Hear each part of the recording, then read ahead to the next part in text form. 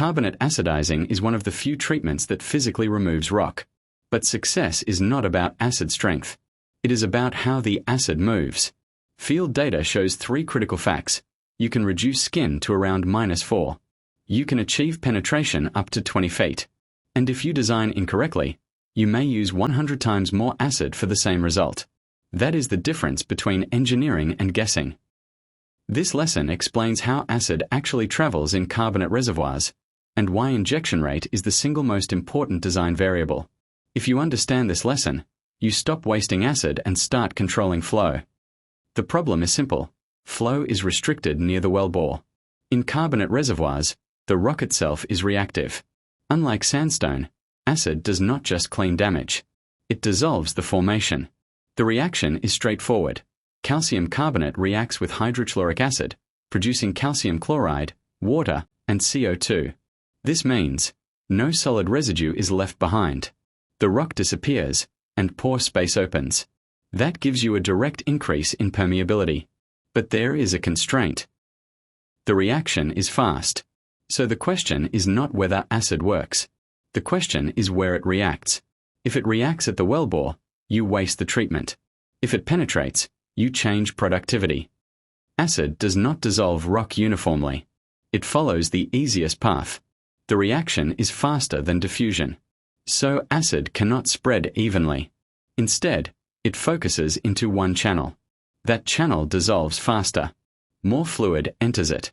And it grows deeper. This is positive feedback. That channel becomes a wormhole.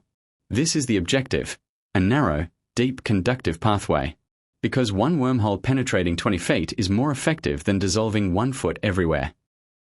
The system rewards focus, not uniformity. If acid spreads evenly, you lose penetration. If it focuses, you gain conductivity. Injection rate controls everything. At low rate, acid reacts at the face. It spreads and dissolves only near the wellbore. Penetration is almost zero. You may need 100 times more acid. This is failure. At optimal rate, a dominant wormhole forms. Acid is focused. Penetration is deep. Acid efficiency is maximized. This is the target. At very high rate, multiple branches form. You lose efficiency. You use about 2 times more acid. Still acceptable, but not optimal.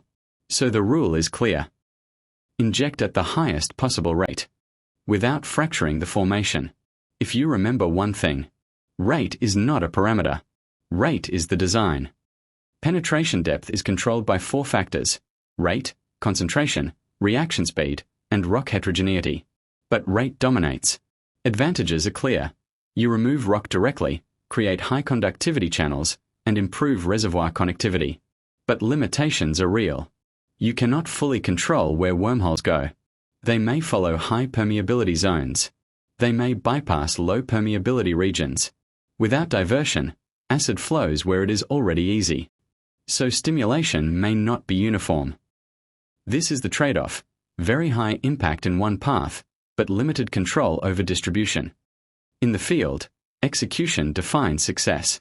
Injection rate must reach wormhole regime. Always push to the maximum safe rate below fracture pressure. Acid volume controls how far the wormhole goes. But beyond a point, you gain less for every unit injected. Acid strength increases penetration, but also increases reaction speed. Temperature accelerates reactions. This must be controlled with inhibitors. In real wells, more than 400 cases show consistent outcome. Average skin reduced to -4. Wormholes extend around 20 feet. Production often doubles at the same drawdown. This is not theory. This is repeatable field behavior. Carbonate acidizing works because it removes rock. Wormholes are the objective, not uniform dissolution. Injection rate controls whether wormholes form. Too slow means failure. Too fast means waste. Optimal rate gives maximum efficiency. Field data confirms deep penetration, strong conductivity, and significant production gain. The mistake is simple.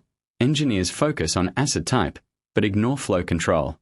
That is incorrect. The treatment is not the acid. The treatment is how you place it. If you control the flow, you control the result. This lesson connects chemistry, flow, and design.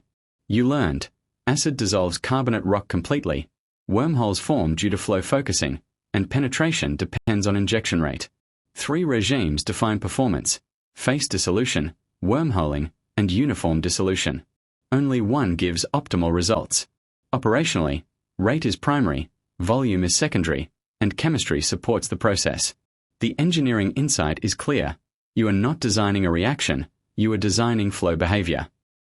Next step, apply this thinking to sandstone, where chemistry becomes more complex and risks increase.